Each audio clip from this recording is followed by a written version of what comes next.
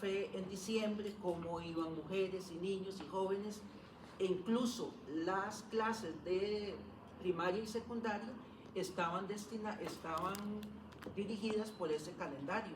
Ya a fines de noviembre yo me acuerdo que muchas compañeras de la escuela de quinto y sexto grado ya corrían para que les dieran las notas porque tenían que ir a coger café, y en el colegio también se volvía a repetir. Entonces eso nos decía, bueno, ¿cuál es esa democracia? Si estamos viendo que aún muchos años después de ese discurso las cosas no nos calzaban.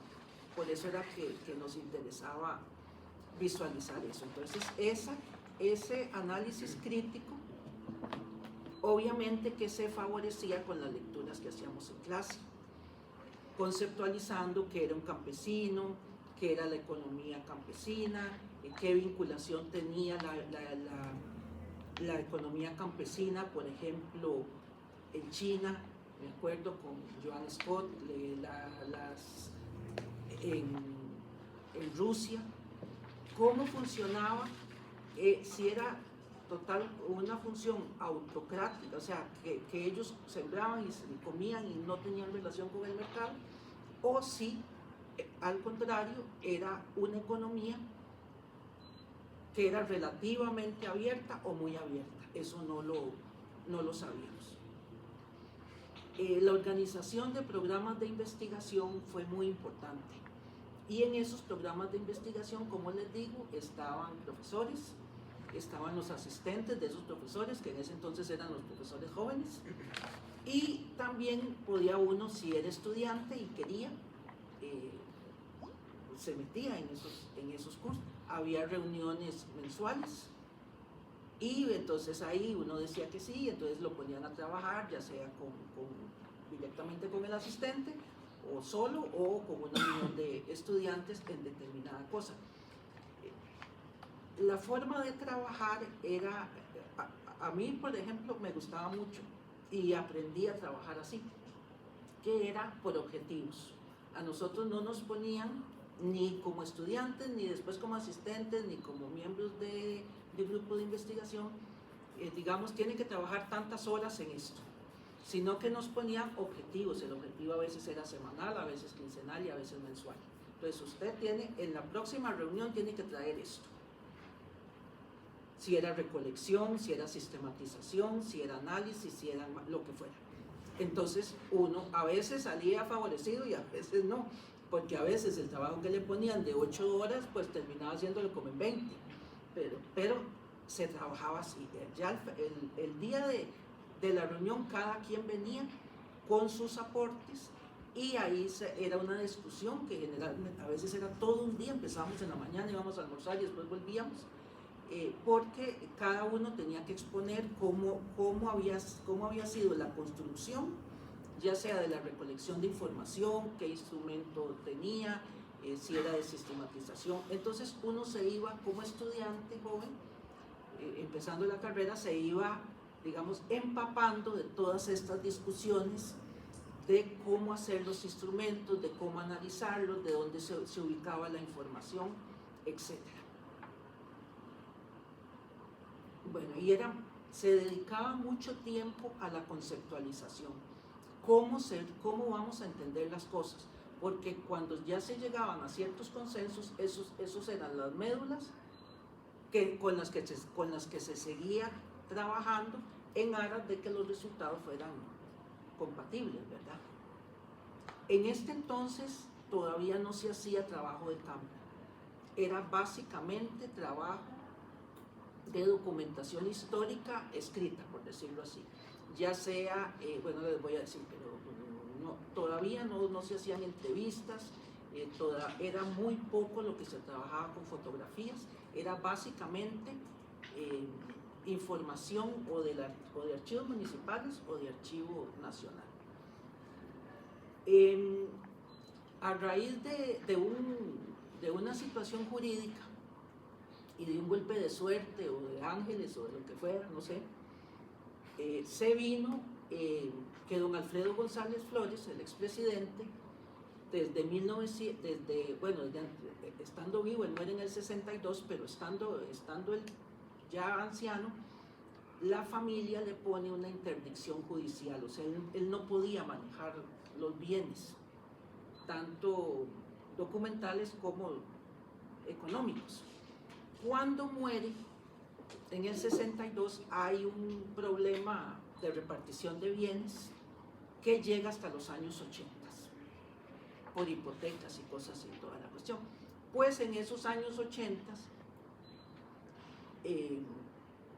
no me acuerdo cuándo fue, creo que fue después del 86 o casi 90, no me acuerdo.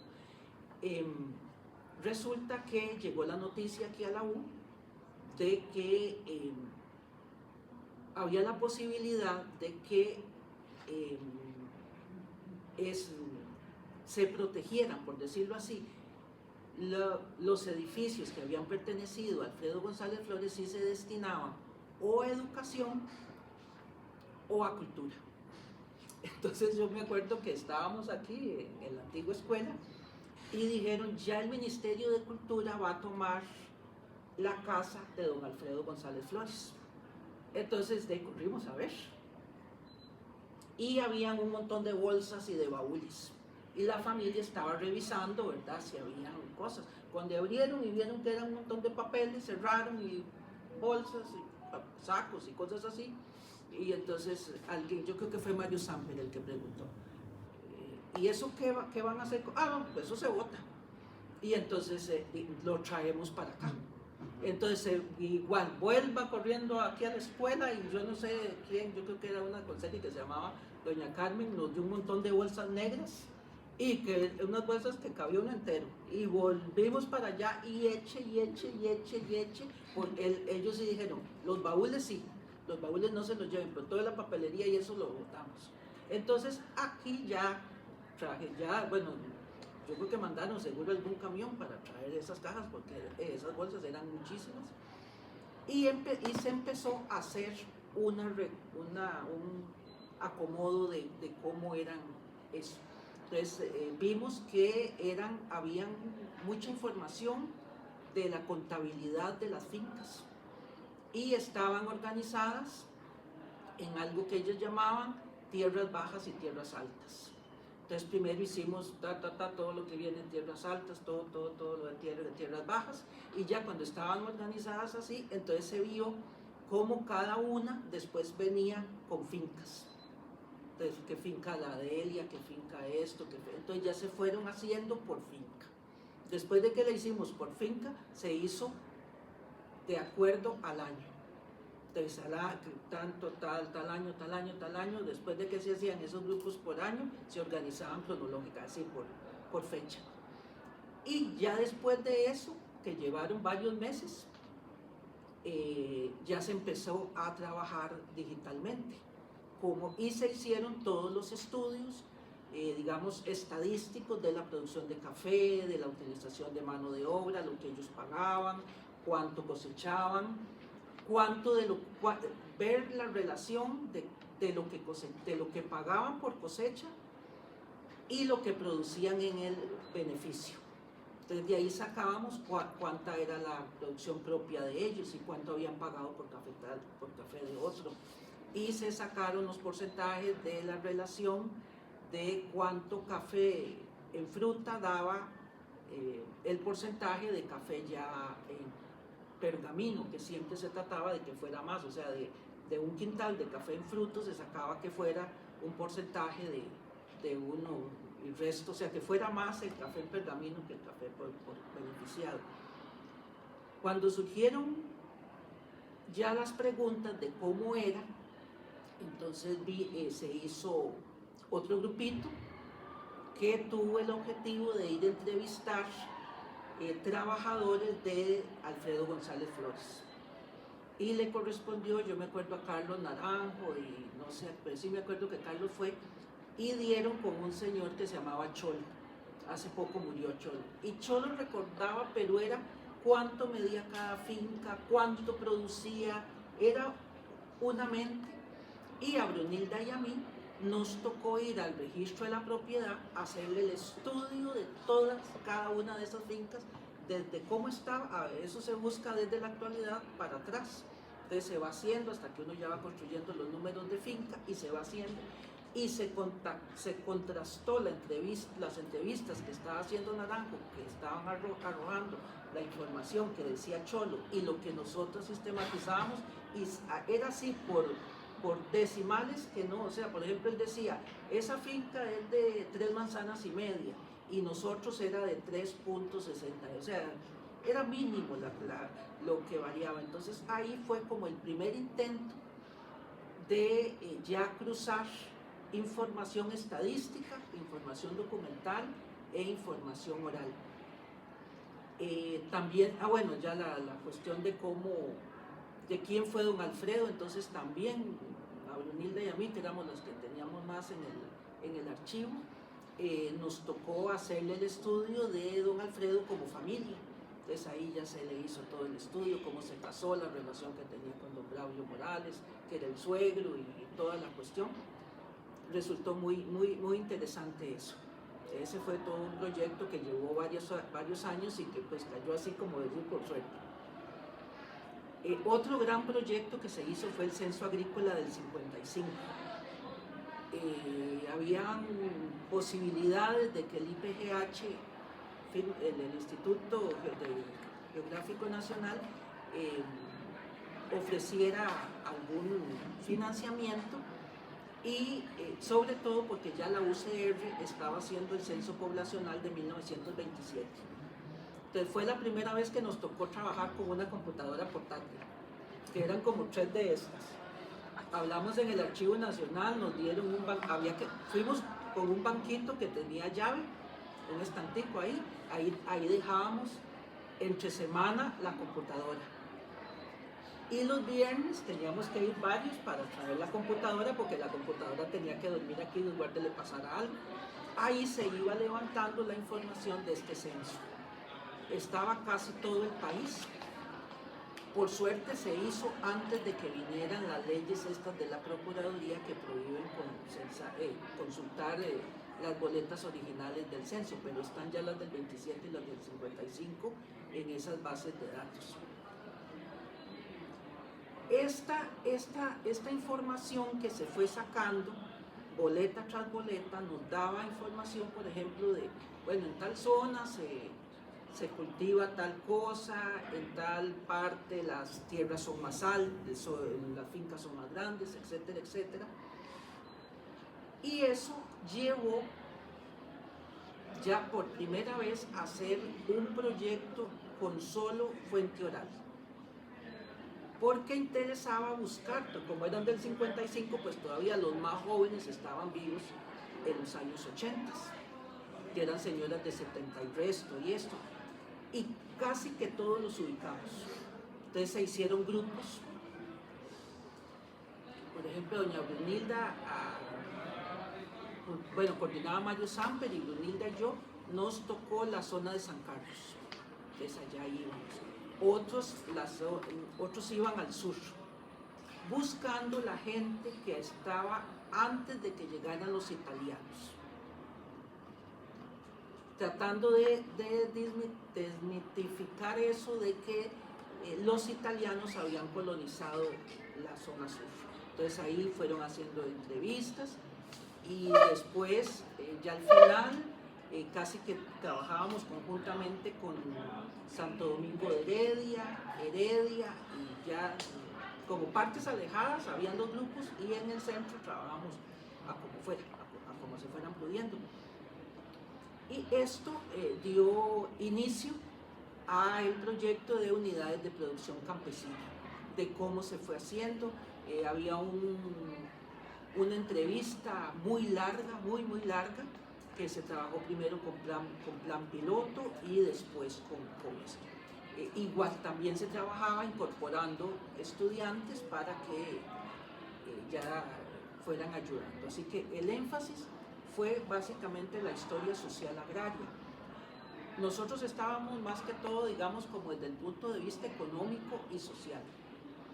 Había un grupo que siempre trabajaba la historia de esa sociedad agraria, pero más desde el punto de vista de conflicto. Después hubo gente que ya se incorporó después y que les interesó, por ejemplo, la migración nicaragüense, que se vinculaba con las cogidas de café y ese tipo de cosas. O sea, era una cosa que estaba abierta para que se fueran incorporando en ese estudio social de la sociedad agraria, por decirlo así. Bueno, ya les he hablado de esta documentación legal, que fue la primera, con eso se empezó. Leyes, normativas, compraventas, mortuales. Esto da una información completa de quién era el que compraba, qué edad tenía, de dónde había venido, cómo compraba la finca, como dice el documento, de dónde la hubo, o sea, de dónde agarró la plata, sea que la hubo porque vendió una finca, la hubo porque recibió una herencia, la hubo porque vendió un ganado. Entonces eso nos daba cosas de irnos para atrás. Con las mortuales también ayudaba, o sea, si nosotros detectábamos ya una compraventa, entonces tratábamos de buscar si habían antepasados con mortual para ver como la familia de dónde, qué bienes tenía, también relaciones sociales por matrimonio o vecindades, ese tipo de cosas. Un trabajo muy bonito que se hacía, también que lo hacíamos Leonilda y yo, era trabajar en protocolos en el registro civil, en el registro de la propiedad, perdón. Ahí íbamos a buscar ya cuando detectábamos, por ejemplo, en una mortual o en X compraventa, un número de finca. Entonces, uno, por tener un número de finca, puede ir para atrás o para adelante, como uno quiera. Entonces ahí ya empezábamos a ver ya el movimiento de la finca propiamente. Y ya en ese movimiento que daba el registro de la propiedad, nos daba en sí cómo estaba la finca. Entonces, por ejemplo, si era una finca de 5 manzanas, qué porcentaje estaba de bosque, qué porcentaje estaba encharralado, qué otro estaba en producción, si había ganado, todo eso era muy importante, el registro, los protocolos, la inscripción de finca, pero en el registro de la propiedad. Lastimosamente, eran condiciones de trabajo muy, muy difíciles. No tanto porque fuera difícil el trabajo, sino por el poco reconocimiento que la institución le daba a la documentación histórica. Entonces la tenía ya tirada. Un día llegamos y dimos con que para 1970 se había hecho en computadora y se había impreso un montón, podían ser unos 50 documentos así grandes de todo el país, donde venían los propietarios y la finca que tenían por lugar. Y otro día llegamos, pero, no, dice, eso lo pasaron a El Coco, donde hay allá por San Rafael de Alajuela, que hay unas aduanas. Estábamos haciendo aquí, el director y todo, haciendo el papeleo para que nos facilitaran allá, cuando hablamos con uno de los que limpian, y, ustedes son los que andan buscando ahí. Sí, eso lo votaron. Entonces era cuestión así, o a veces llegaba uno a una municipalidad y era documentos llenos de moho y todo ese tipo de cosas, en esas condiciones se trabajaba. Bueno, ya cuando se tenían los datos, ¿verdad? Venía el cruce de variables y se trataban de confrontar esas variables para ver si había que complementar lo que llamábamos los huecos. Entonces, bueno, aquí hace falta información de eso, aquí información del otro, hacia aquí, y entonces ya empezábamos con esa cuestión. Las fuentes estadísticas eran básicas. Yo creo que yo en algún momento fui con Max muy joven al Banco Central, que quedaba ahí por donde quedaba el Cine Rex. Ahí había que ir en un altillo y ahí estaban las estadísticas del Banco Central. Entonces, bueno, ahí se hacía, como les digo, estas fuentes alfanuméricas, que ya se hacía el cruce de consensos, con boletas, consenso ya sistematizado y con la información del registro de la propiedad, ya este cruce de variables cuantitativas y cualitativas, y ya tratábamos de triangular. En esa triangulación se vio que era muy necesario trabajar con mapas. Esto no fue fácil porque hubo primero que hablar con la Escuela de Ciencias Geográficas, ya que sí, ya que no, y bueno, como no se pudo, entonces empezamos a hacer contactos con personas que nosotros conocíamos. Y esa persona era Consuelo Alfaro, era una profesora de geografía, cartógrafa, y ella había estudiado en la Escuela Cartográfica del Canal de Panamá. Entonces ella fue la que nos ayudó, casi que en su tiempo libre y así, ad honorem, a ir montando en el mapa actual la información vieja. Entonces eso fue una experiencia muy interesante. Bueno, aquí les pongo los mapas, las fuentes numéricas y la historia oral.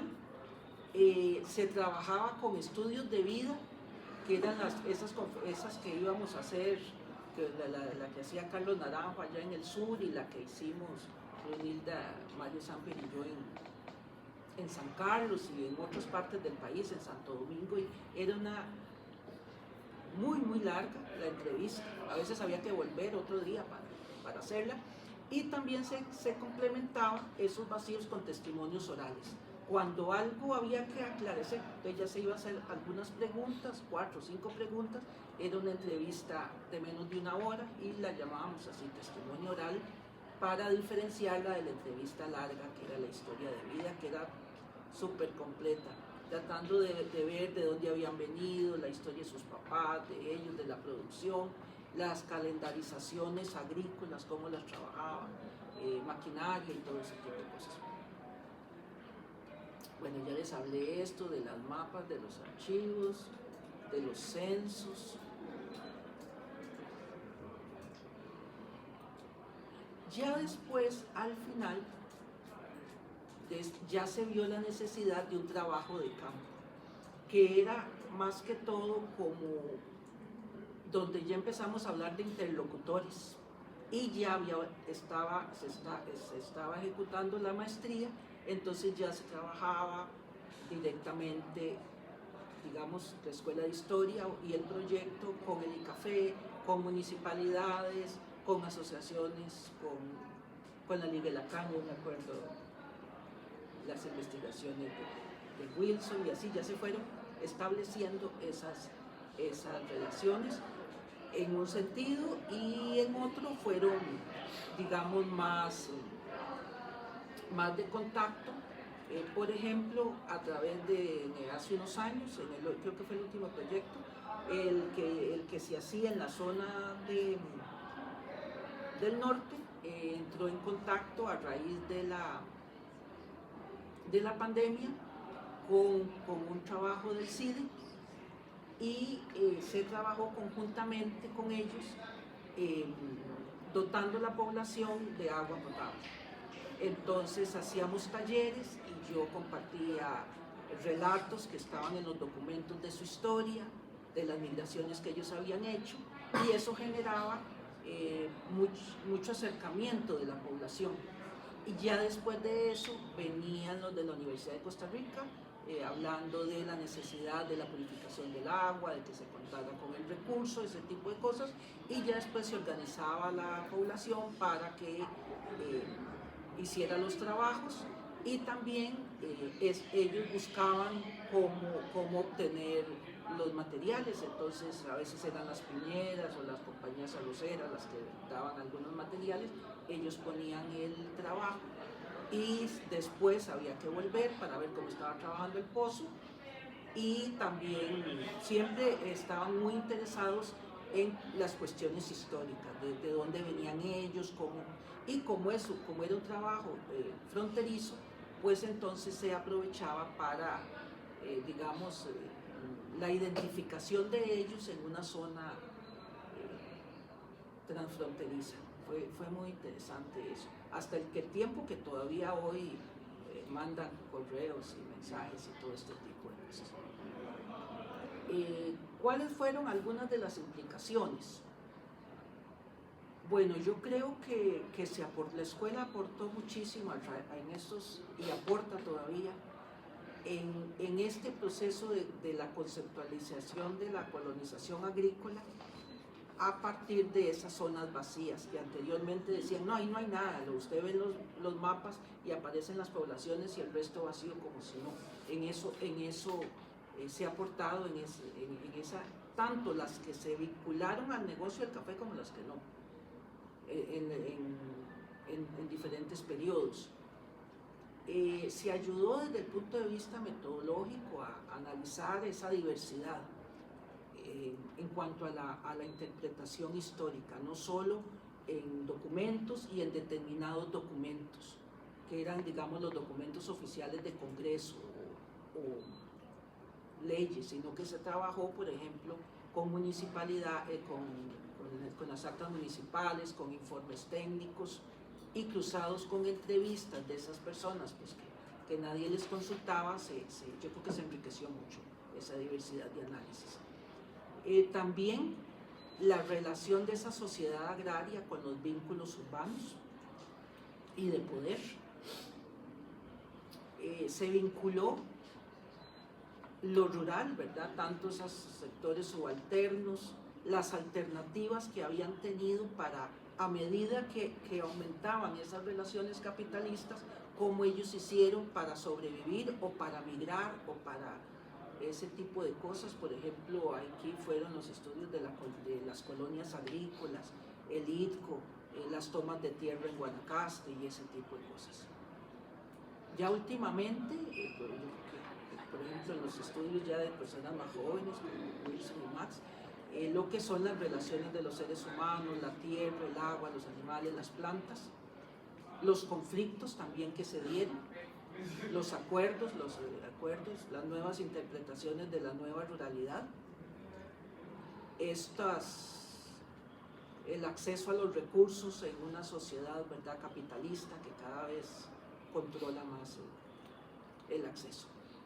Ahora, este es un poco como lo que trabajábamos ya de último, digamos.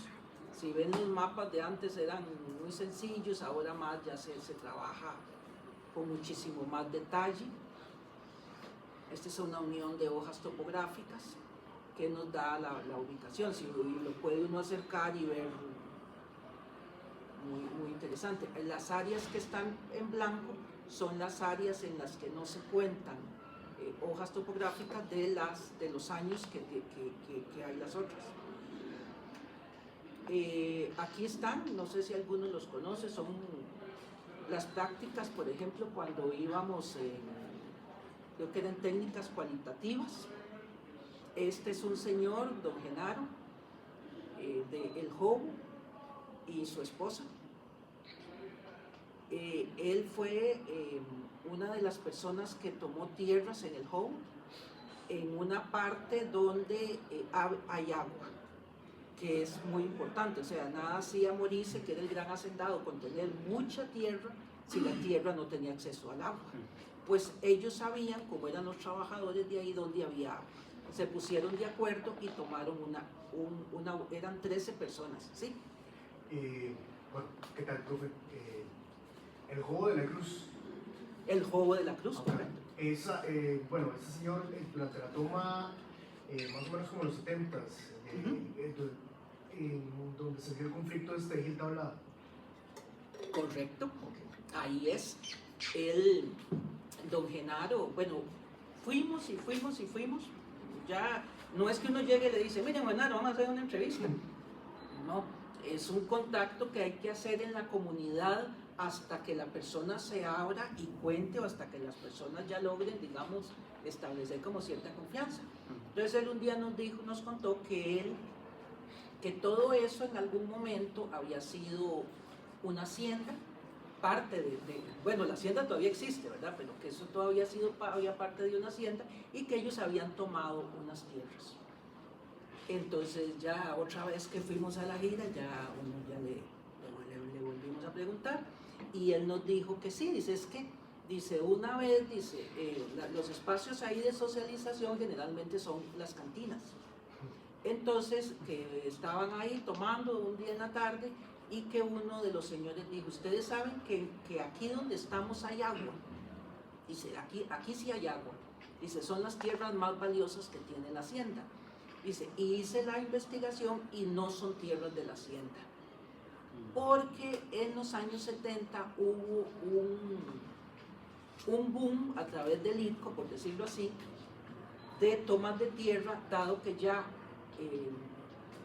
las áreas abiertas de colonización se estaban agotando y quedaban muy largos. Entonces, mucha gente andaba viendo, bueno, mucha gente no, pero la gente interesada en eso andaba viendo a ver dónde habían tierras, ¿verdad?, para agarrarlas y que fueran del Estado o de la municipalidad. Pues esta gente confió en el Señor, eran 13 familias y los 13 señores agarraron las tierras. Ya hubo problemas y no sé qué, no sé cuánto, y ya intervino el ITCO y intervino Rodrigo Carazo, que era el diputado de la época. Entonces ya con Rodrigo Carazo fue como mediador y ya llegó el ITCO y toda la cosa. Sin embargo, ellos estuvieron en 2 ocasiones un mes en la cárcel. O sea, un mes y después lo sacaban y después volvieron otro mes. Y así se fue hasta que ya por negociación y porque surgió un incidente, que es el que dice Julio. La escuela de ahí se llama Gil Tablada. ¿Quién era Gil Tablada?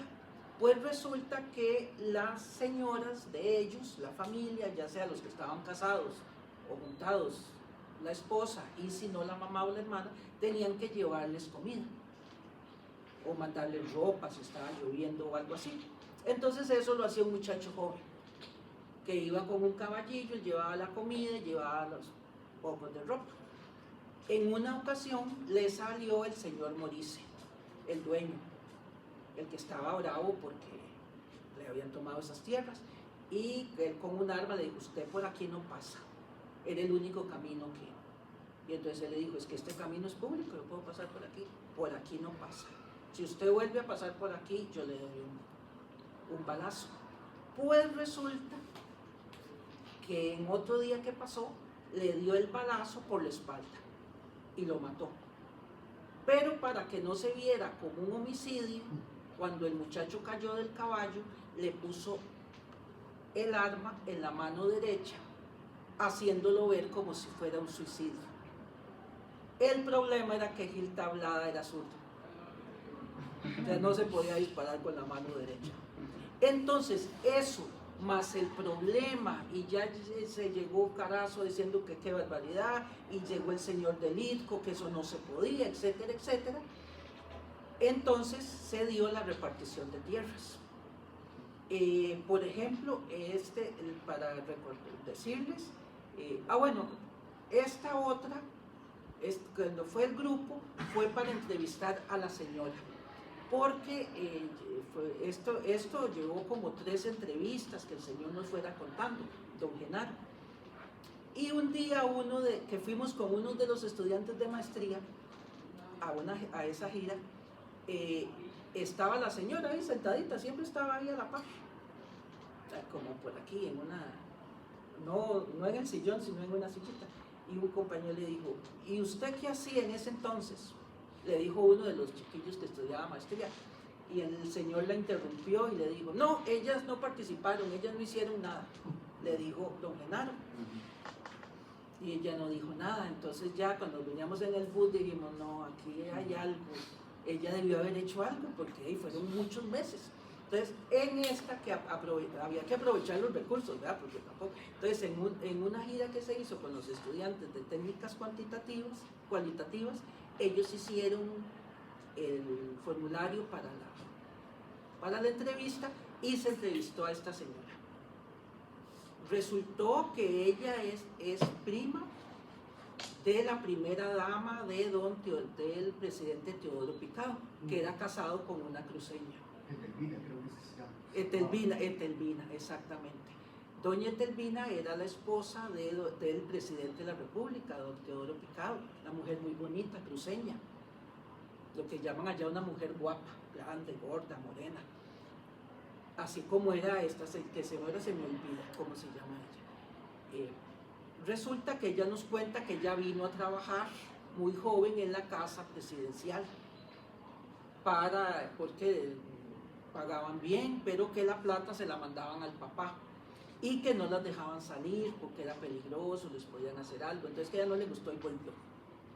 Y ya nos contó de chiquita cuando ellas iban a coger agua al río y la vendían a 10 céntimos a las familias ricas de la Cruz, y bueno, ya cuando llegamos a esta entrevista, que fue, todos terminamos llorando, los chiquillos y nosotros, y ellos también, ella empieza a hablar de cómo fue esa época con el hombre que era el principal proveedor en la cárcel o confinado allá, oculto en la montaña, porque los estaban persiguiendo, y que ella tenía que vender una cosa, que ella estaba embarazada, cómo tuvo su hijo y llegó la suegra y la cuidaba, y ella fue amplia en todos los pormenores. En un tiro, yo estaba sentada donde en la foto está sentada la señora, a la par de don Genaro, y yo vi que don Genaro como que se movió y se paró y salí dentro a la casa. Y cuando volvió traía un pañuelo en la mano. Y después de ahí don Genaro lloraba, le escuchaba hablar y don Genaro lloraba. Y cuando terminó la entrevista, don Genaro dijo, sí, en eso fuimos dos. Por eso hicimos una ponencia para un congreso que se llama En eso fuimos dos. Porque fue muy significativo cómo él reconoció la labor, la función, y todo el dolor y todas las peripecias que pasó la señora en ese momento, donde él decía, no, los que nosotros, los que la pasamos muy fea y fuimos a la cárcel y todo, fuimos nosotros. Ellas no, ellas estaban en la casa, pero ellas estaban en la casa con los chiquillos. Entonces ese es el tipo, digamos, de cuestión, y me acuerdo que para los muchachos fue muy enriquecedor. Esta es otra, digamos, aquí alguien le está haciendo aquí una entrevista, pero no, estos son los recolectores de arena en el río Zapote de Upala. Entonces las señores entran al río, sacan arena y ahí la tienen y la gente llega a comprarse. Esta es doña Rosa, una señora que vive en la zona fronteriza. Ella saca poquitos de cacao y ella vive en una zona que ella fue maestra, cocinera en una escuela. Nos relató cómo había sido la situación de los contras y los recontras.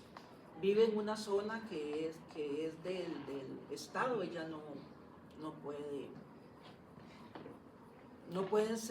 ellas no pueden inscribir esa propiedad, porque por cualquier cosa los quitan. Aquí fue una gira que hicimos con los de maestría. Estábamos estudiando la frontera como zona porosa. Esta es una de las entradas que se utilizan allá para venir, digamos, clandestinamente por un lugar que se llama La Libertad. Aquí estamos propiamente. Ya yo creo que Enrique y Mario están en Nicaragua, porque aquí somos José Mario y Quique, los estudiantes. Sí, José Mario, Quique, Ginette, don Carlos y Obando, ¿cómo se llama ahora? Y Alexander, exacto. Sí, alguno de ellos otro está tomando la foto, porque nos turnábamos para salir todos, pero sí fue muy, muy bonita esas cuestiones de cómo se trataban de recolectar testimonios. El policía nos ayudó mucho. Me acuerdo que era un señor Espinosa, que estaba en el comando fronterizo. Siempre cuando llegábamos nos tenía café y siempre era como los huéspedes de él, de la hacienda, donde el lugar donde él está era anteriormente una hacienda. Entonces era muy bonito recorrer con sus muros y toda la cuestión. Aquí está Wilson, ¿se acuerda? En Yolillán. Este fue un video que se hizo para difundir la labor que hacía la escuela con doña Licha. Este es en Yolillán, Vean cómo los migrantes, esta señora tiene hasta los ojos azules, no todos los migrantes de la zona fronteriza vinieron de Nicaragua ni son morenitos, doña Licha nos contó cómo ella había entrado por el río y toda la gestión, fue muy, muy interesante eso. De eso hay un video. Esta es otra. Esta es por el río Niño, en la Tigra de Boca, ¿qué es de? No, allá en Upala. La Tigra de Cuatro Bocas de San José de Upala. Ella es hija del colonizador, digamos, de la época, y él es el esposo, don Noé. Eran súper atentos también cuando llegábamos, siempre todo lo tenían limpio, y siempre ellos ya no tenían hijos en la casa, ya son mayores, pero teníamos siempre las 3 perritas que eran nuestro público. Si ustedes las ven siempre, en todas las entrevistas, cada vez que íbamos, estaban las 3 asomaditas. Y aquí está Wilson también. Y está Quincho, el camarógrafo de la U, en comunicaciones, haciendo. Bueno, aquí está Gertrude, esto es en Yolillal, está Quincho también. Un poco las condiciones en las que se trabaja. Eran zonas rurales, ¿verdad? No hay como muchas locaciones. Y hasta en la noche. Ah, sí, eso no había días. Me acuerdo que doña Brunilda a las 7 de la mañana me decía, coma todo lo que pueda porque comemos hasta que volvamos. Y nos íbamos con la gran grabadora y el montón de cassette y pilas y todo, y a veces volvíamos hasta las 8 de la noche a Tilarán. Entonces son condiciones de trabajo, pero era muy bonito trabajar con la gente de los pueblos. Más o menos eso es lo que les preparé, es como por eso les decía yo desde el principio, y con esto termino, hablar de historia social agraria es hablar de la escuela de historia, de cómo se posicionó y de cómo eso fue, digamos, el piso sobre los que se levantan ahora nuevas investigaciones de historia ambiental, interpretaciones diferentes, muy bien articuladas, digamos, desde el punto de vista metodológico, teórico-metodológico, que derivan de esta preparación de estudiantes, digamos aquí como Max y Wilson, que ya ellos entraron cuando ya nosotros estábamos ya terminando estas cuestiones. Más o menos hasta aquí, después podemos conversar ya de cosas más técnicas.